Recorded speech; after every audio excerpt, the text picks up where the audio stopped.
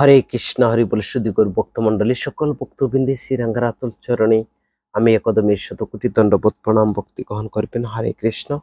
আজকে আমরা আস্বাদন করব কতিপয় অমৃত বাণী, আর যে বাণীগুলি আমরা শ্রবণ করলে আমাদের জীবন পরিবর্তন হয়ে যাবে, কৃষ্ণময় জীবন হয়ে যাবে। প্রথম হচ্ছে ঈশ্বরকে নিরন্তর স্মরণ করা, স্বার্থ ত্যাগ এবং সকলের প্রতি সমভাব রাখা উচিত। দ্বিতীয় হচ্ছে সবসময় ভগবানকে স্মরণ রাখলে স্বার্থ ত্যাগ এবং সমভাব নিজে থেকেই এসে যায়।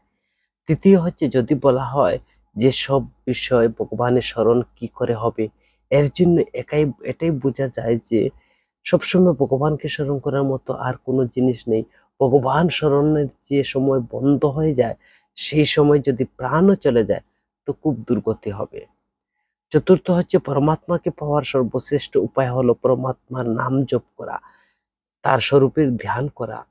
যদি তাড়াতাড়ি কল্যাণ পেতে হয় তাহলে এক মুহূর্তের জন্য জপ ধ্যান বন্ধ করা উচিত নয়। নিরন্তর জপ ধ্যানের সহায়ক হলো বিশ্বাস, আর বিশ্বাস উৎপাদনের সহজ পথ হলো সৎসঙ্গ অথবা কেঁদে কেঁদে ঈশ্বরের কাছে প্রার্থনা করা।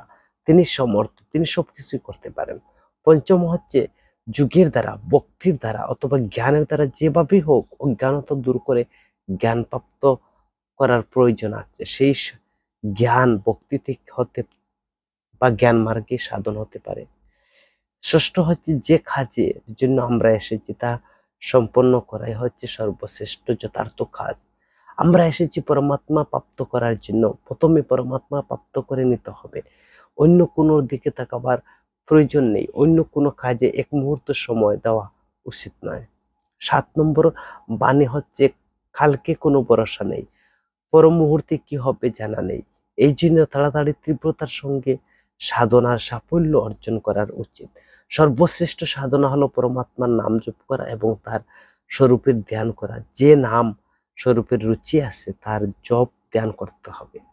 অষ্টম হচ্ছে সকল সাধনাতে জপ ধ্যানের প্রয়োজন, জ্ঞান মার্গ, ভক্তি মার্গ অথবা যোগমার্গ হোক। নবম হচ্ছে ভগবান বলেন, তুমি আমাতে মন নিয়োগ করো, আমার প্রতি মন লাগালে কঠিন তো সংকট পার হয়ে যাবে। দশম হচ্ছে ভগবানের নাম জপ এবং তার স্বরূপের ধ্যান করে সময় অতিবাহিত করা উচিত। একটি মুহূর্তের জন্য এ কাজ বন্ধ করা মোটেই উচিত নয়। 11 নম্বর বাণী হচ্ছে বিঘ্ন সৃষ্টিকারী বিঘ্ন সৃষ্টি করতে থাকবে, কিন্তু নিজেকে সেই সব বিঘ্নে জড়ানো উচিত নয়। খুব তৎপর সঙ্গে চলতে হবে। আমাদের প্রতি ভগবানের অপার কৃপায় আমরা মানুষের জন্ম লাভ করেছি।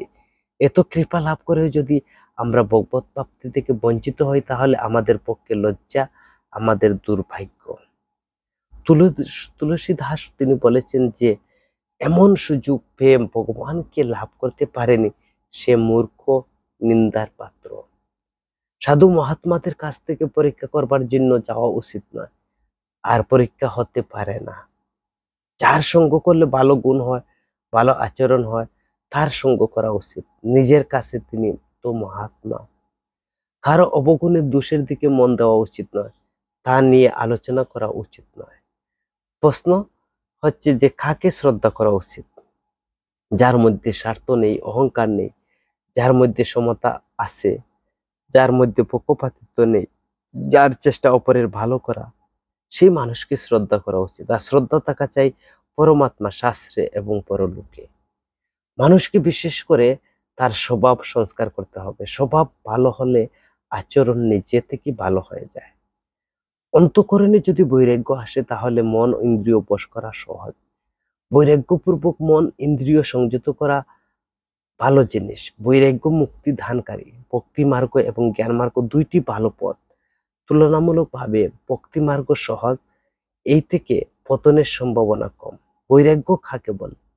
উত্তর হচ্ছে বৈরাগ্যর তাৎপর্য হলো সংসারের প্রতি আসক্তি না থাকা।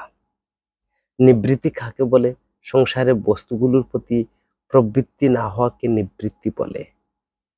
যদি এক দিক থেকে হতে হাতি আসে, অন্য দিক থেকে আসে দুর্জন, তাহলে হাতির পায়ের তলায় পিষ্ট হয়ে মরে যাওয়া ভালো, কিন্তু দুর্জনের সঙ্গ করা ভালো না। হাতির পায়ের পিষ্ট হয়ে তো একবার মরে যাবে, কিন্তু দুর্জনের সঙ্গ করে বারবার জন্ম মৃত্যু করতে হয়। যেমন সঙ্গ করা হবে তেমনি জীবনের প্রভাব পড়বে, এই জন্য কুসঙ্গ করা উচিত নয়। আজ থেকে সাধনার তীব্র করে স্বভাব শুধরে নিতে হবে, যাতে খুব তাড়াতাড়ি আসল কাজটি সাফল্যে আসে। সবসময় ভগবানকে মনে রাখলে অন্তিম সময়ে ভগবানের স্মৃতি জাগরিত থাকতে পারে। যে অন্তিম সময় ভগবানকে স্মরণ করতে চলে যায় সে পরম গতি লাভ করে। সেই জন্য সব সময় ভগবানকে স্মরণ রাখা উচিত। আমি কে, এই সংসারে কি, পরমাত্মা কি, তার সঙ্গে সম্বন্ধ বা আমার কর্তব্য কি, এই তাত্ত্বিক আলোচনা করা যেতে পারে।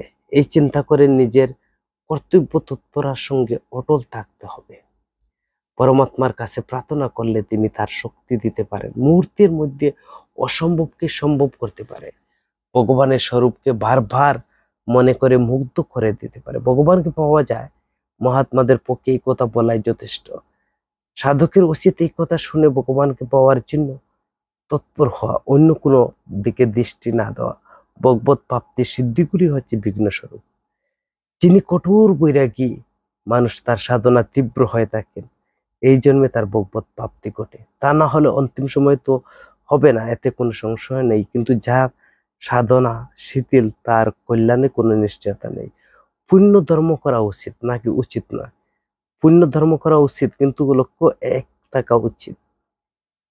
ভগবানের প্রতি ভালোবাসা থাকা জন্য পূর্ণ ধর্ম করা উচিত। ভগবানের প্রতি যার ভক্তি আছে তার কি পুণ্য কর্ম করা প্রয়োজন? ভক্তি বজায় রাখার জন্য তা করা প্রয়োজন। মহাত্মাকে কি পুণ্য কর্ম করতে হবে? উত্তর, তাকে লোক সংগ্রহের জন্য তা করতে হয়। সিদ্ধান্ত হলো ওই যে পুণ্যকর্ম নিষ্কাম ভাবে করতে হবে, সকাম ভাবে তা উচিত নয়। হরে কৃষ্ণ।